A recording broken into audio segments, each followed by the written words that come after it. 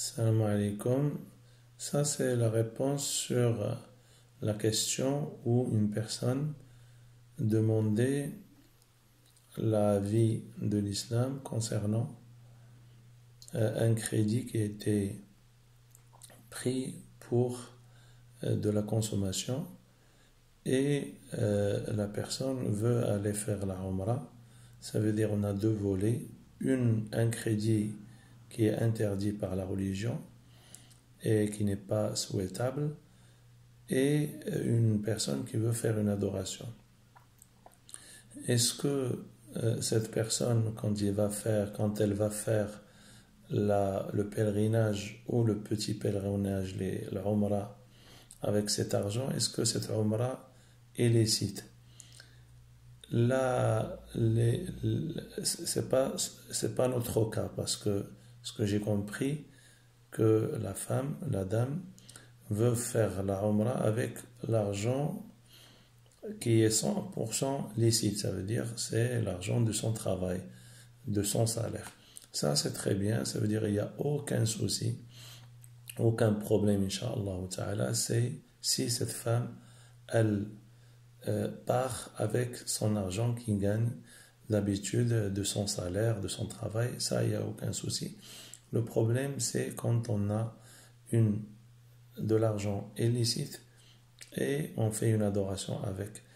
Les savants s'appuient sur l'interdiction de faire des adorations avec tout ce qui est illicite en donnant comme preuve le récit prophétique où le prophète sallam dit Inna Allah tayyibun la yaqbalu illa tayyiba. Allah subhanahu wa ta'ala est bon, il n'accepte que tout acte bon et toute chose bonne. Ça veut dire si on prend de l'argent illicite, ça ne relève pas de la bonté, ça relève de la perversité. Ça veut dire qu'Allah subhanahu wa ta'ala ne peut pas accepter tout acte qui est de la base s'appuie sur de l'illicite et s'appuie sur de l'argent prohibé.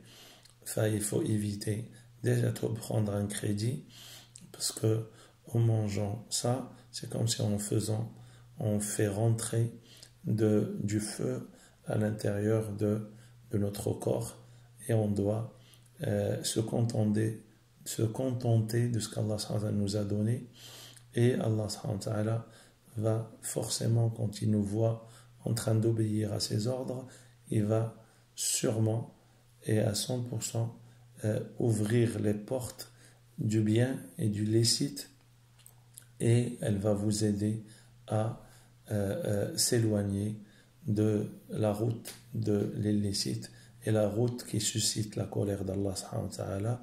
Il faut avoir confiance, la certitude que quand on laisse quelque chose pour Allah, Allah subhanahu wa ta'ala, il nous donne le meilleur, il nous donne plus que ce qu'on a délaissé pour lui, subhanahu wa ta'ala. Salam alaykum.